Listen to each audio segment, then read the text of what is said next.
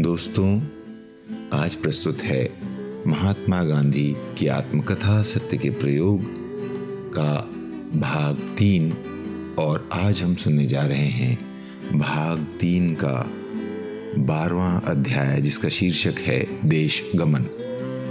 लड़ाई के काम से मुक्त होने के बाद मैंने अनुभव किया कि अब मेरा काम दक्षिण अफ्रीका में नहीं बल्कि हिंदुस्तान में है। मैंने देखा कि दक्षिण अफ्रीका में बैठा बैठा मैं कुछ सेवा तो अवश्य कर सकूंगा, पर वहां मेरा मुख्य धंधा धन कमाना ही हो जाएगा।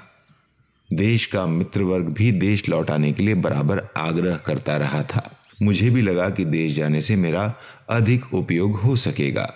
नेटाल में मिस्टर खान और मनसुख लाल नाजर थे ही। मैंने साथियों के सामने मुक्त होने की इच्छा प्रकट की। बड़ी कठिनाई से एक शर्त के साथ वो स्वीकृत हुई। शर्त ये कि यदि 1 वर्ष के अंदर कौम को मेरी आवश्यकता मालूम हुई तो मुझे वापस दक्षिण अफ्रीका पहुंचना होगा। मुझे ये शर्त कड़ी लगी, पर मैं प्रेम पाश में बंधा हुआ था।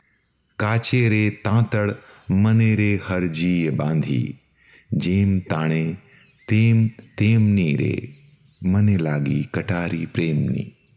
अर्थात हरि जी ने मुझे कच्चे प्रेम के धागे से बांध रखा है। वे ज्यों-ज्यों उसे खींचते हैं त्यों-त्यों मैं उनकी ओर होता जाता हूँ। मुझे प्रेम की कटारी लगी है।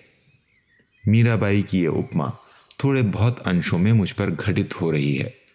पंच भी परमेश्वर ही हैं। मित्रों की बात को मैं ठुकरा नहीं सकता।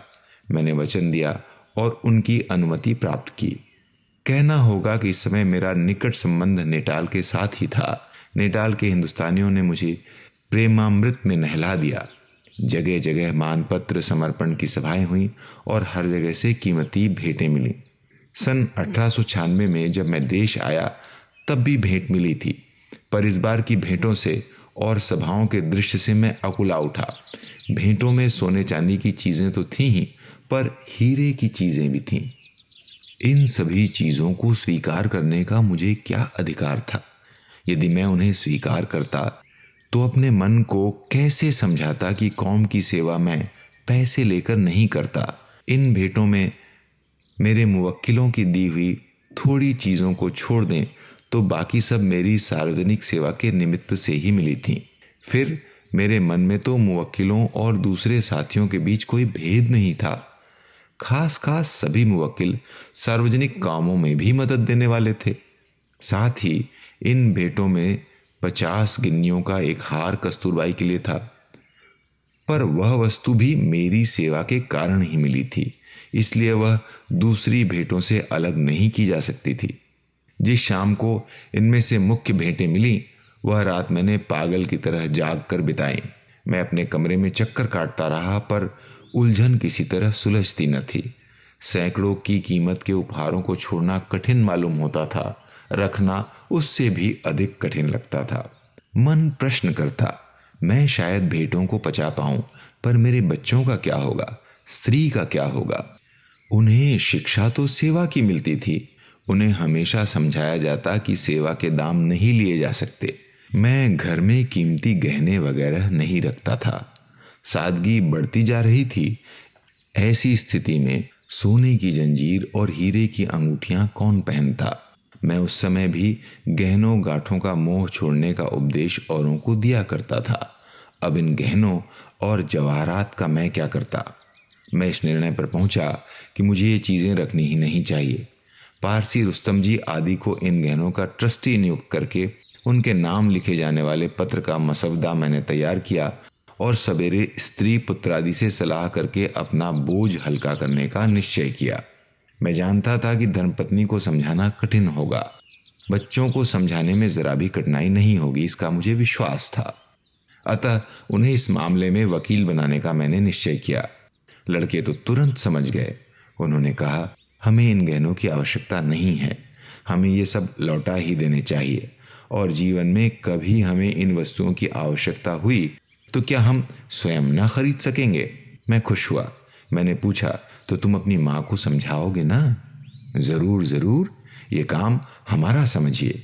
उसे कौन से गहने पहनने हैं वह तो हमारे लिए ही रखना चाहती है, हमें उनकी जरूरत नहीं है। फिर वह हट क्यों करेगी? पर काम जितना सोचा था उससे अधिक कठिन सिद्ध हुआ। भले आपको ज़रूरत न हो और आपके लड़कों को भी न हो, बच्चों को तो जिस रास्ते लगा दो उसी रास्ते वे लग जाते हैं। भले मुझे न पहनने दें, पर मेरी बहुओं का क्या होगा? उनके लिए ये चीज़ें काम आएंगी ना, और कौन जानता है कल क्या होगा। इतने प्रेम से दी गई चीज़ें वापस नहीं दी जा सकती। पत्नी की वाग्धारा चली और उसके साथ अश्रुधारा मिल गई। बच्चे दृढ़ रहे, मुझे तो डिगना था ही नहीं। मैंने धीरे से कहा, लड़कों का ब्याह तो होने दो, हमें कौन उन्हें बचपन में ब्याहना है। बड़े होने पर तो वे स्वयं ही जो करना चाहेंगे करेंगे, और हमें कहाँ गहनों की शौकीन बहुएं लानी हैं। इतने पर भी कुछ करना कराना पड़ा तो मैं कहाँ चला जाऊंगा। जानती हूँ आपको, मेरे गहने भी तो आपने ही लिए थे ना।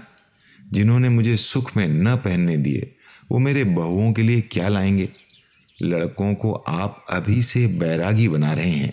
ये गहने वापस नहीं दिए जा सकते, और मेरे हार पर आपको क्या अधिकार है? मैंने पूछा, पर यह हार तो तुम्हारी सेवा के बदले मिला है या मेरी सेवा के? कुछ भी हो, आपकी सेवा मेरी ही सेवा हुई।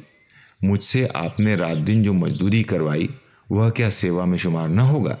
मुझे रुलाकर भी आपने हर किसी को घर में ठहराया और उसकी चाकरी करवाई, उसे क्या कहेंगे? ये सारे बाण नुकीले थे, इनमें से कुछ चुभते थे, पर गहने तो मुझे वापस करने ही थे। बहुत सी बातों में मैं जैसे तैसे कस्तूरबा की सहमति प्राप्त कर सका। 1896 में और 1901 में मिली हुई भेंटें मैंने लौटा दी। उनका ट्रस्ट बना और सार्वजनिक काम के लिए उनका उपयोग मेरी अथवा ट्रस्टियों की इच्छा के अनुसार किया जाए, इस शर्त के साथ वे बैंक में रख दी गईं। इन गहनों को बेचने के निमित्त मैं कई बार पैसे इकट्ठा कर सका हूँ। आज भी आपत्ति कोष के रूप में यह धन मौजूद है और उसमें वृद्धि होती रहती है। अपने इस कार्य पर मुझे कभी पश्चाताप नहीं हुआ। दिन बीतने पर कस्तूरबा को भी इसके औचित्य की प्रतीति हो गई। इससे हम बहुत से लालचों से बच गए हैं। मेरा यह मत बना है कि सार्वजनिक सेवक के लिए निजी भेंटें नहीं हो सकती।